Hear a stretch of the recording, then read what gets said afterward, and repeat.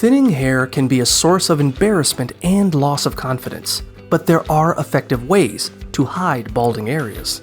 The right haircut can draw attention away from thinning areas, with longer hair being less ideal for thinning hair. Blow drying your hair with a hot air dryer can add volume and make it appear thicker. Styling your hair with a side part can help conceal bald spots.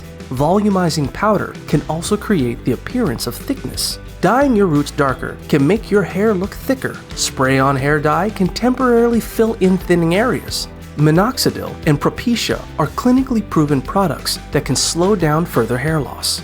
Hair transplants can regrow hair in balding areas, but they should be done by professional surgeons and can be expensive. Wigs and hairpieces have improved with technology and can completely cover baldness. Lastly, wearing a comfortable hat can provide a quick and easy solution to cover up bald spots.